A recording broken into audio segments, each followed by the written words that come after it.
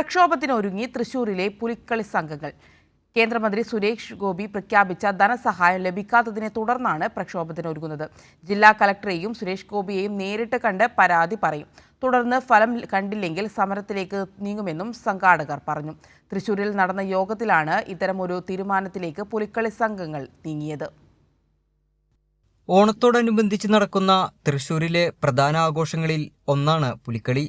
എന്നാൽ നിരവധി വർഷങ്ങളായി തൃശൂരിലെ പുലിക്കളി സംഘങ്ങൾ നേരിടുന്നത് വലിയ സാമ്പത്തിക പ്രതിസന്ധിയാണ്. ഈ സാമ്പത്തിക ബുദ്ധിമുട്ട് മറികടക്കാൻ കേന്ദ്ര സർക്കാർ സഹായം ഉറപ്പാക്കുമെന്നായിരുന്നു തൃശൂർ MP-യും കേന്ദ്രമന്ത്രിയുമായ സുരേഷ് ഗോപി നൽകിയിരുന്ന ഉറപ്പ്.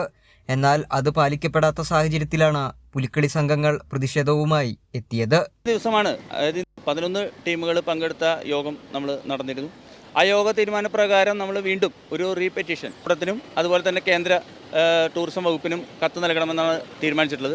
അതിൽ അനുകൂലമായ നടപടി ഉണ്ടായിട്ടില്ലെങ്കിൽ പ്രത്യക്ഷ സമര പരിപാടികളുമായിട്ട് മുന്നോട്ട് പോകണമെന്നുള്ളതാണ് നമ്മൾ തീരുമാനമെടുത്തിട്ടുള്ളത്. കഴിഞ്ഞ ഓണക്കാലത്ത് ഓരോ സംഘങ്ങൾക്കും 3 ലക്ഷം രൂപ വീതം സഹായമായി നൽകുമെന്നാണ് കേന്ദ്രമന്ത്രി വാഗ്ദാനം ചെയ്തത്.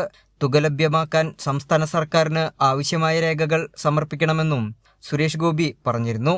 ഇതനുസരിച്ച് പല സംഘങ്ങളും രേഖകൾ സർക്കാരിന് കൈമാറിയിരുന്നു. സംസ്ഥാന സർക്കാരാകട്ടെ കൃത്യമായി രേഖകൾ കേന്ദ്ര സർക്കാരിനും കൈമാറിയിരുന്നു. എന്നിട്ടും ധനസഹായം ലഭിച്ചില്ല എന്നാണ് സംഘങ്ങളുടെ പരാതി. സാമ്പത്തിക സഹായവുമായി ബന്ധപ്പെട്ട കാര്യത്തിൽ തുടർ നടപടികൾ ഇല്ലാതായതോടെ പുലിക്കളി സംഘങ്ങൾ തേക്കിൻകാട് മൈതാനത്ത് യോഗം ചേർന്നു. സംഭവത്തിൽ ശക്തമായി പ്രതിഷേധിക്കാനാണ് സംഘങ്ങളുടെ തീരുമാനം. കൈരളി ന്യൂസ്, തൃശൂർ.